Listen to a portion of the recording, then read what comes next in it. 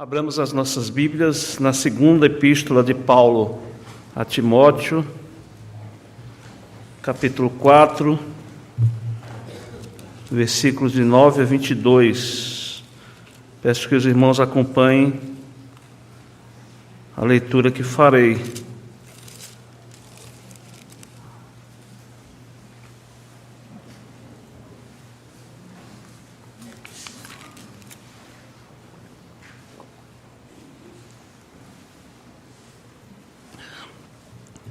Procura vir ter comigo depressa, porque Demas, tendo amado o presente século, me abandonou e se foi para Tessalônica. Crescente foi para Galácia, Tito para Dalmácia. Somente Lucas está comigo. Toma contigo Marcos e traze-o, pois me é útil para o ministério. Quanto a Tíquico, mandei-o até Éfeso. Quando vieres, traze a capa que deixei em Troade, em casa de Carpo, bem como os livros, especialmente os pergaminhos. Alexandre, o latoeiro, causou-me muitos males. O Senhor lhe dará paga segundo as suas obras. Tu, guarda-te também dele, porque resistiu fortemente às nossas palavras. Na minha primeira defesa, ninguém foi a meu favor. Antes todos me abandonaram. Que isso não lhes seja posto em conta. Mas o Senhor me assistiu e me revestiu de forças, para que por meu intermédio a pregação fosse plenamente cumprida, e todos os gentios a ouvissem, e fui libertado da boca do leão. O Senhor me livrará também de toda obra maligna, e me levará salvo para o seu reino celestial. A Ele glória pelos séculos dos séculos. Amém. Saúda Prisca e Áquila, e a casa de Onesíforo. Erasto ficou em Corinto. Quanto a Trófimo, deixei-o doente em Mileto. Apressa-te a vir antes do inverno. Eubulo te envia saudações. O mesmo fazem Prudente, Lino, Cláudia e os irmãos todos.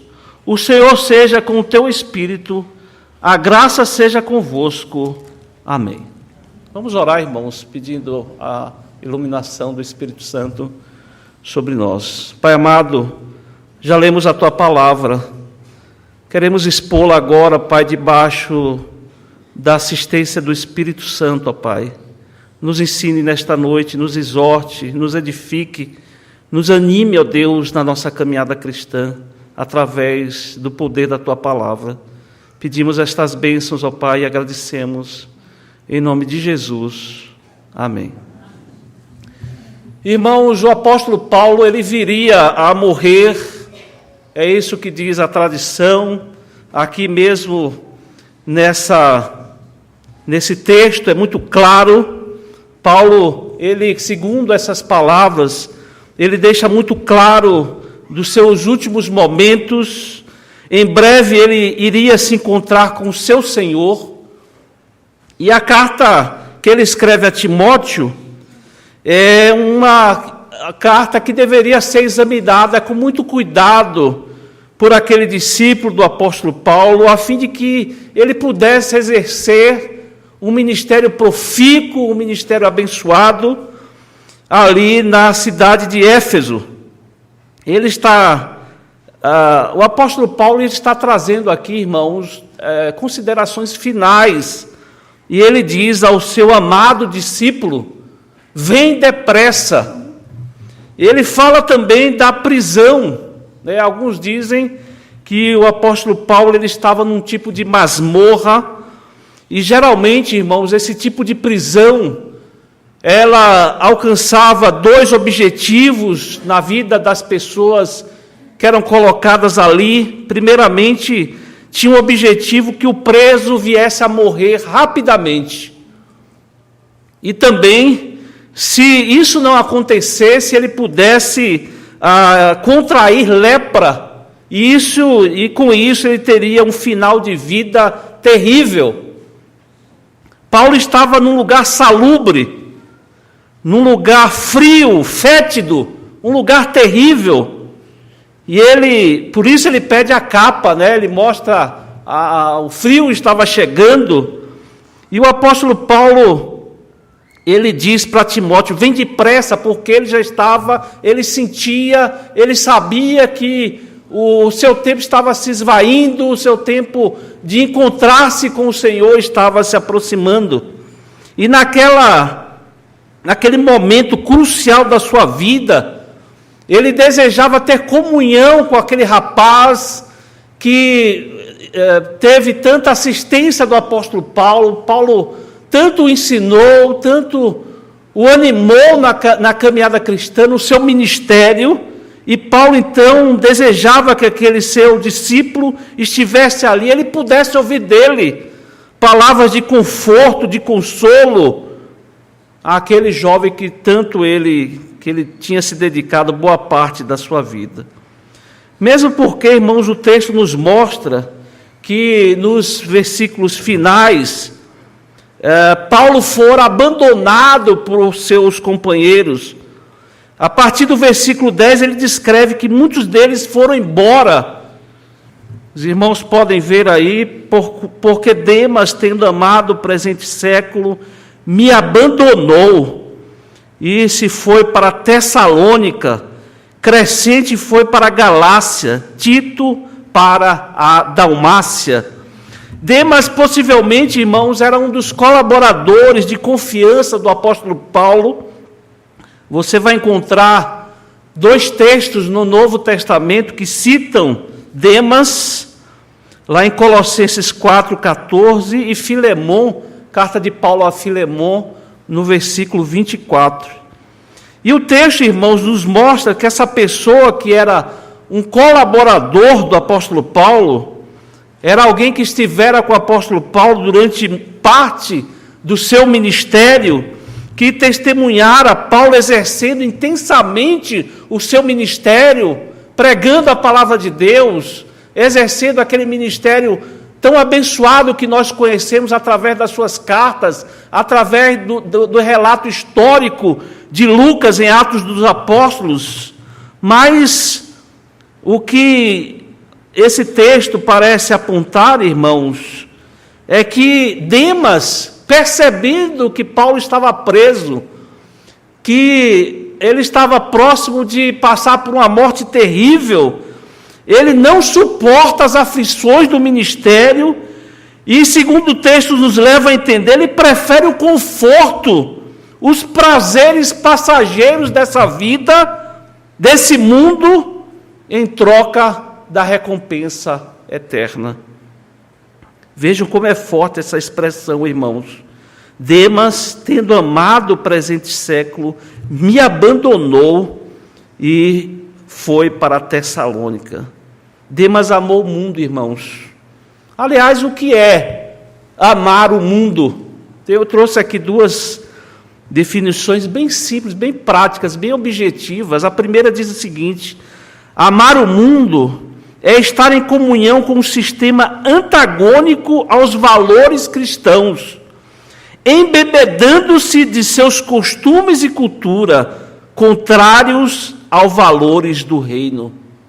E a outra definição aqui que diz: amar o mundo é satisfazer-se nas coisas que desagradam a Deus e ofendem os princípios da Escritura Sagrada.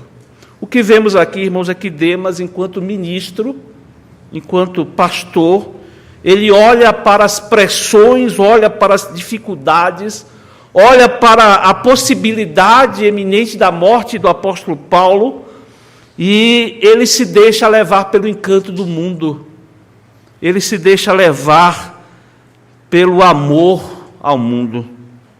O mundo, irmãos, como vimos em vários textos que nós lemos, ele não deve ser amado pelo crente, o crente não deve amar o mundo. João mesmo disse: não ameis o mundo, nem as coisas que há no mundo. Se alguém amar o mundo, o amor do Pai não está nele. E Demas, então, amou o presente século, amou o mundo e deixou de lado as coisas de Deus, as coisas do nosso Senhor. Vejam que no versículos 11 a 12, Paulo continua a descrever a situação que ele estava vivenciando, dizendo: só Lucas ficou comigo, só Lucas está comigo, todos os outros foram embora, todos os outros partiram. Paulo está dizendo isso, eu fiquei abandonado. Nós não podemos aqui entender que os outros que ele cita aqui, como Tito, por exemplo, é possível, segundo alguns estudiosos, que esses outros foram em caminhada ministerial ou missões evangelísticas. Mas Paulo sente esse abandono, irmãos. Paulo se sente sozinho. E vejam que é muito interessante que não se pode deixar de apontar aqui, de forma muito clara, está no texto, o fato de que Paulo ele faz referência a uma pessoa que tinha sido seu desafeto no passado. Ele fala de Marcos, João Marcos. João Marcos tinha sido motivo de uma discussão, de uma briga entre o apóstolo Paulo e Barnabé, e no começo da segunda viagem missionária. E vejam que Paulo faz essa menção, toma contigo Marcos e traze-o, pois é útil para o ministério. E o que aponta aqui, irmãos? Aponta para um sinal claro de uma carinhosa restauração. Foi isso que aconteceu, houve aquele conflito no passado, mas o texto nos mostra aqui uma carinhosa restauração de Paulo e Marcos. Marcos passou a ser útil no ministério do apóstolo Paulo. Vejam que Paulo pede isso: traz João Marcos, traz Marcos. Ele me é útil, ele vai me fazer bem. Não esquece de trazer esse homem que tem sido muito útil, tem me ajudado bastante no meu ministério. No versículo 13, irmãos, Paulo, depois de dizer que ele tinha sido abandonado, como eu disse, não efetivamente no sentido de amar o mundo, como foi o caso de Demas, ele pede também algo interessante, que é a capa. Traga a minha capa. Possivelmente, irmãos, por causa do frio, o inverno estava se aproximando, ele diz isso aqui. Aparece aqui no texto bíblico pela primeira vez, é a única vez que nós vemos o nome desse homem, Carpo, onde a capa estava, ou na casa, onde estava a capa. E Paulo faz esse pedido, mas algo merece ser apontado aqui, irmãos, vale a pena ressaltar aqui, quando Paulo pede os livros, estão aí traduzidos como livros, mas nós podemos entender aqui como os pergaminhos do apóstolo Paulo. Ele pede isso: traga também os meus pergaminhos. O que aponta aqui também, irmãos, para algo muito interessante, podemos perceber isso, esse desejo do apóstolo Paulo de ter ao seu lado as Escrituras. Possivelmente ali havia as Escrituras do Antigo Testamento. É possível que ali também estivesse alguns relatos, palavras, obras de Jesus Cristo, e também certamente algumas cartas, alguns registros que ele mesmo tinha feito. E ele deseja, o que percebemos claramente é que mesmo nessa situação de complexidade, essa certeza de que ele estava nos seus últimos dias, vejam que mesmo assim Paulo não abria mão de ter contato com a palavra de Deus. Ele desejava ter esse contato com os pergaminhos, com a palavra de Deus. Nos versículos 14 e 15, Paulo traz outra advertência aqui. Ele adverte Timóteo acerca de um homem chamado Alexandre. É possível, irmãos, que ele estivesse aqui falando de um indivíduo mencionado na primeira epístola a Timóteo, no capítulo 1, versículo 20, ou mesmo o Alexandre citado lá em Atos, no capítulo 19, 33, que segundo o texto, o apóstolo Paulo diz que ele causou muitos males ao apóstolo Paulo, e ele diz a Timóteo: o Senhor lhe dará paga segundo as suas obras. Mas aqui também é uma instrução, irmãos, é uma advertência a Timóteo que ele deveria ter cuidado com aquele homem. Possivelmente ele se tornou um promotor de heresias, de doutrinas falsas, que poderiam trazer confusão à mensagem do Evangelho. Então Paulo traz essa advertência: cuidado com Alexandre, ele me causou muitos males, e poderia fazer isso também a Timóteo. No versículo 16, irmãos, nós vemos Paulo fazendo aqui um eco, reverberando aquilo que Jesus tanto mostrou, tanto fez no seu ministério, uma atitude compassiva, uma atitude misericordiosa. Vejam que Paulo, em outras palavras, ele diz assim: olha, eu fui abandonado por esses homens, estou preso, eu estou me sentindo abandonado, eu estou me sentindo sozinho, eu tenho experimentado situações das mais complicadas, mais difíceis nesse momento. Mas ele deixa claro a Timóteo que essas atitudes, ou as atitudes daqueles homens, aquele pecado não fosse imputado sobre aqueles que o abandonaram. E aqui aponta para essa atitude, que ele se espelhou em Cristo Jesus, essa atitude compassiva, essa atitude misericordiosa do Senhor Jesus Cristo. No versículo 17, irmãos, a despeito do abandono dos seus amigos, Paulo se sente sustentado. É mais um texto aqui vemos o encorajamento, a certeza do sustento de Deus, do Senhor com Paulo. É extremamente interessante aqui, irmãos, você vai perceber que Paulo ele se sente sozinho, abandonado pelos amigos, mas aqui nesse momento é que parece que se exalta mais esse sustento do Senhor, essa presença consoladora de Jesus Cristo na sua vida. E o que o texto nos mostra, agora no versículo 18, é que o Senhor fortaleceu o apóstolo Paulo. Paulo, durante todo esse momento, para que ele pudesse pregar o Evangelho, para que ele pudesse fazer isso com todo o desempenho. Nós vemos isso, vejam: mas o Senhor me assistiu e me revestiu de forças, para que por meu intermédio a pregação fosse plenamente cumprida, e todos os gentios a ouvissem, e fui libertado da boca do leão. Olha a certeza do apóstolo Paulo: o Senhor me livrará também de toda obra maligna, e me levará salvo para o seu reino celestial. Apesar de todas aquelas circunstâncias complicadas, naquele lugar terrível que o apóstolo Paulo estava, ele tinha certeza do sustento, do consolo, da mão graciosa de Deus sobre ele. E Paulo termina essa epístola com uma série de saudações, recomendações a irmãos que o ajudaram no seu ministério.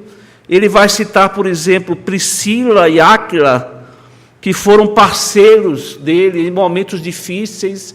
Se os irmãos forem lá em Atos dos Apóstolos, vão ver que quando ele chegou em Corinto, está lá narrado em Atos 18, nos primeiros versículos, quando ele chegou ali em fraqueza, ele relata isso: eu cheguei em fraqueza, temor, tremor, olhando para aquela cidade ímpia, cheia de ídolos, aquele povo ímpio, idólatra.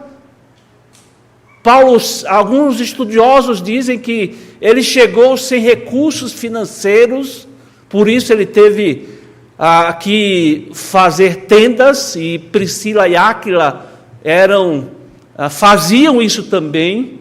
e eles se ajuntaram ali, eles foram ajudados por esse casal, e o que aponta também que o ministério do apóstolo Paulo, irmãos, foi marcado pela graça de Deus sobre ele, de um homem que, onde Deus usou várias pessoas para apoiá-lo, mas de um homem que, apesar das circunstâncias complicadas, ele tinha como principal objetivo anunciar o evangelho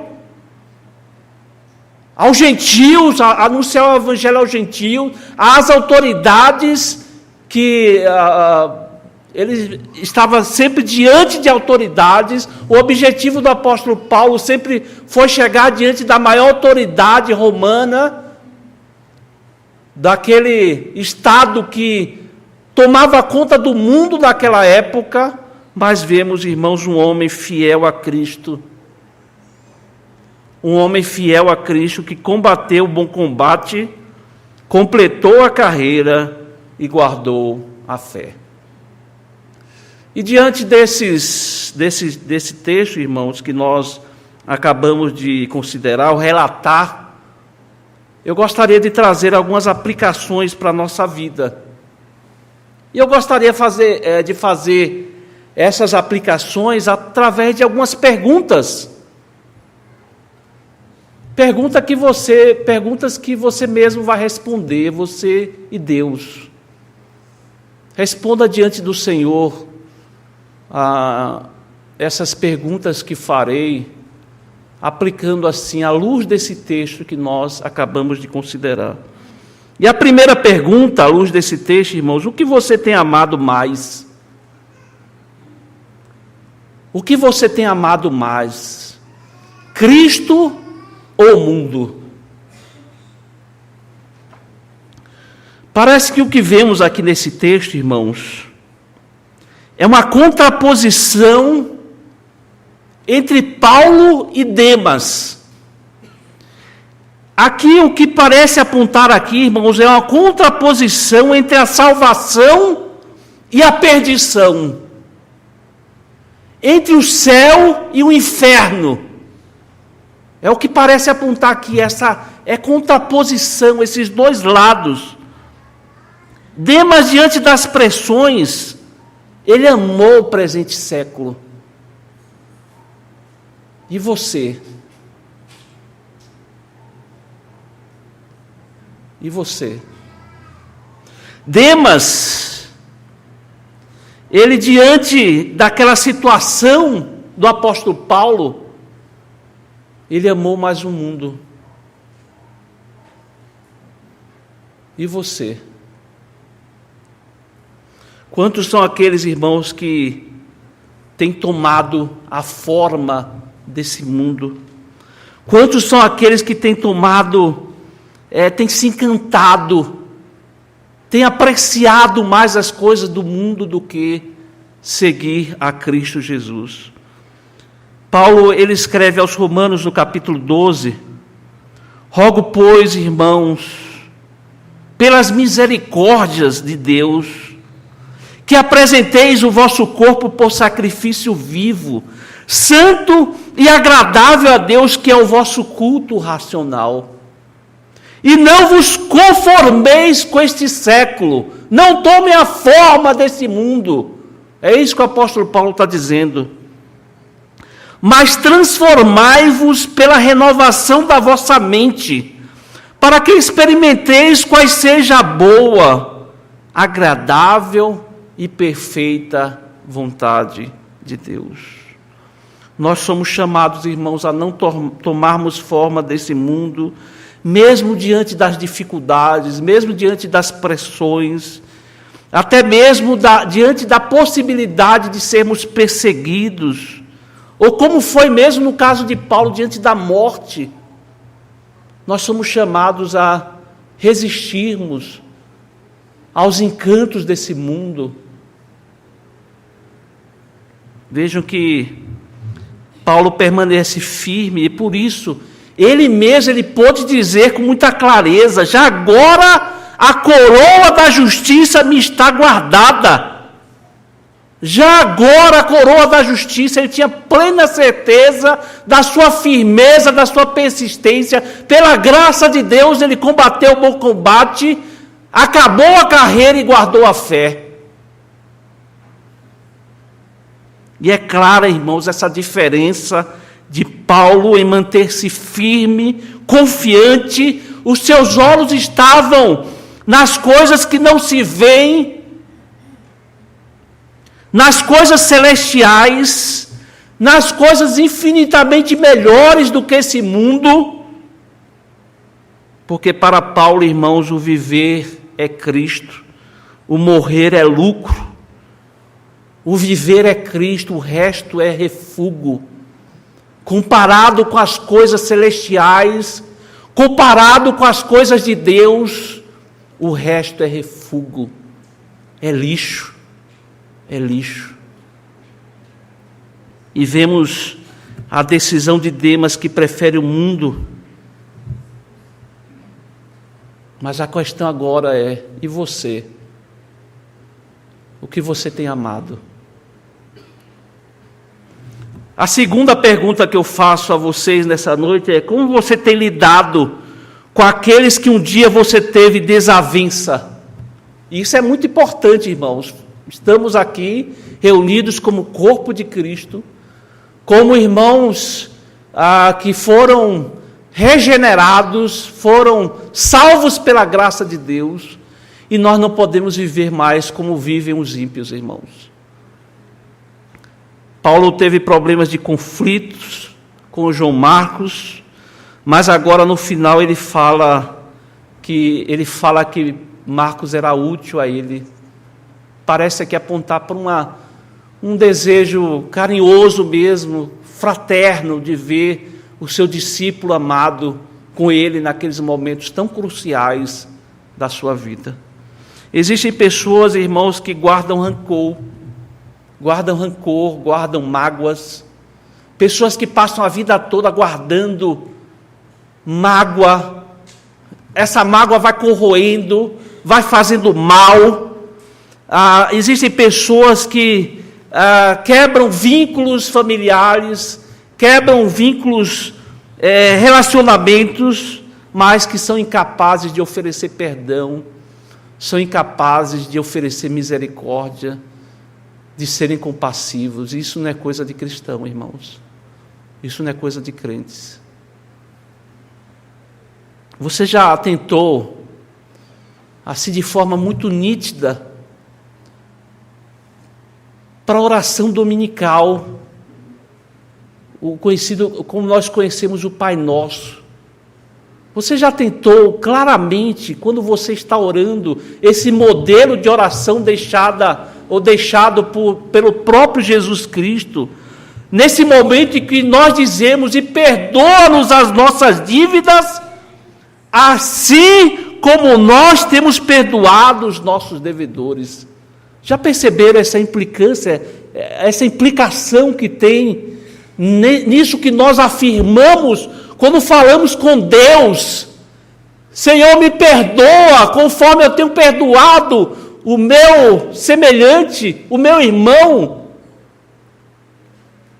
E Paulo aqui, irmãos, ele traz essa lição tão maravilhosa de carinhosa reconciliação com aquele irmão em Cristo Jesus. Você pode dizer a mesma coisa? Você tem um coração compassivo, você tem um coração perdoador, um coração compassivo, é fruto da obra do Espírito Santo em nós, irmãos. Um coração tratado, um coração modificado pela graça de Deus.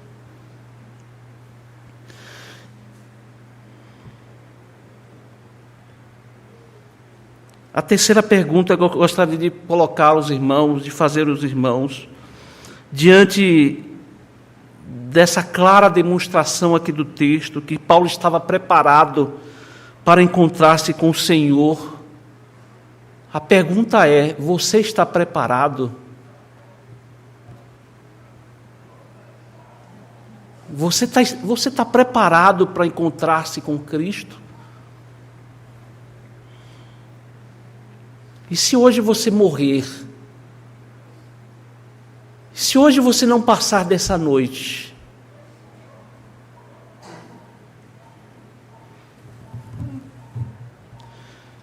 Quando nós chegarmos, irmãos, diante de Deus Todo-Poderoso, Criador, Sustentador do Universo,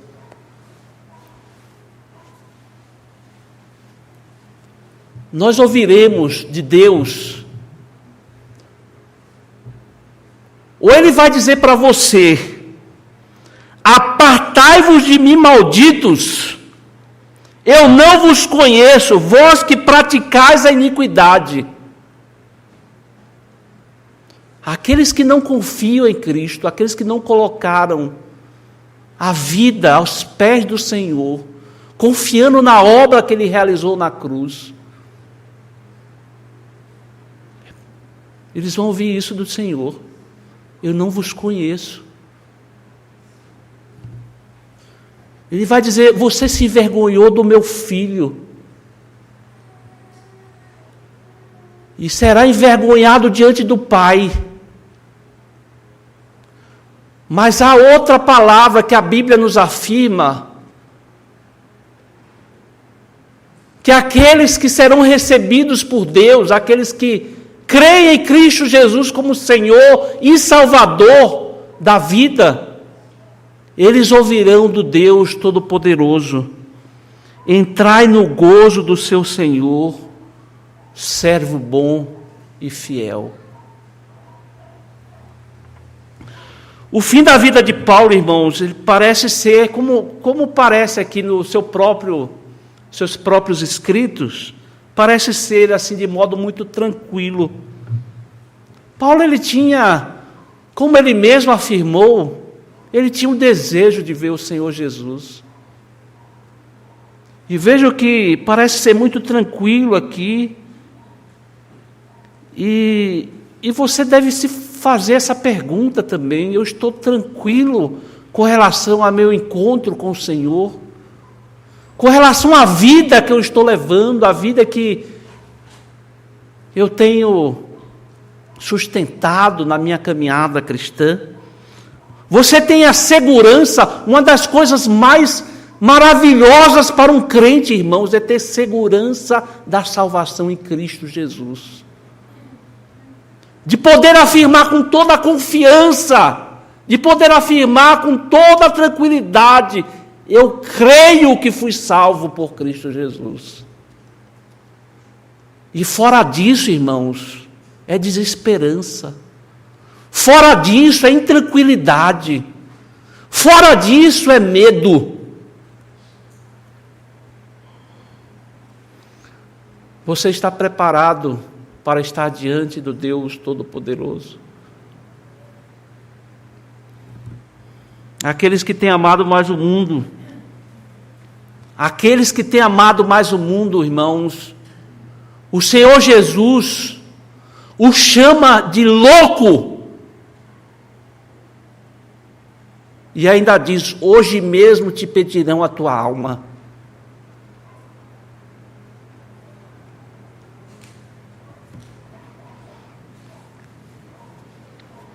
E a exortação da palavra de Deus é sempre essa: arrependa-se dos seus pecados, proste-se diante de Jesus, o amável Salvador.